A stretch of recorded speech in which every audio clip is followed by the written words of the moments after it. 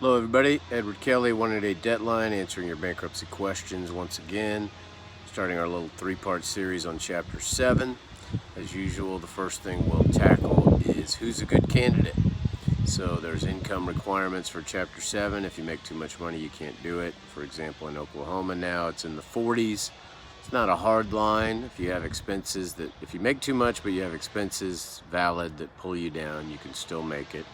Social Security, for example, generally isn't considered for purposes of qualifying, although you still have to account for the use of that money on the back end, so to speak, of the bankruptcy. So that's a consideration. The other good candidate, somebody with lots of unsecured debt, meaning somebody who, if most of your debt is secured to things you want to keep, Chapter 7 won't do much for you. You'd have to reaffirm all that to the personal property. You'd have to reaffirm it all to keep it. And the real property, meaning your house or land, you're only going to be exempt for your homestead. And if you want to keep it, you're going to need to be current on it, or they're going to do a motion to lift the stay and they can still foreclose on you. So another thing, if most of your debt is child support, non-dischargeable debt, meaning child support, court fines, student loans, Chapter 7 may not do much for you. Although if you have a lot of that debt and a lot of other unsecured debt, it can create the room to allow you to do that. You can also use that debt as an expense to qualify for a 7. So, but if all your debt's non-dischargeable, it's not going to help you very much for obvious reasons. Also a good candidate,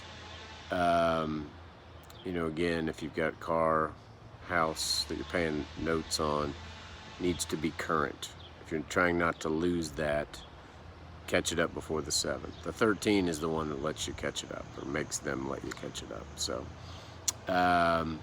those are good Chapter 7 candidates. In the income requirements, and last thing, not a lot of non-exempt assets. If you've got lots of boats, motorhomes, motorcycles, extra land, inheritance, big lawsuit coming, and you want to keep those things, you better not file. And you definitely want to talk about it with your attorney before you file, because once you pull the trigger, those are up for grabs, at least up to the value of the amount that you owe. So that's who's good for a 7.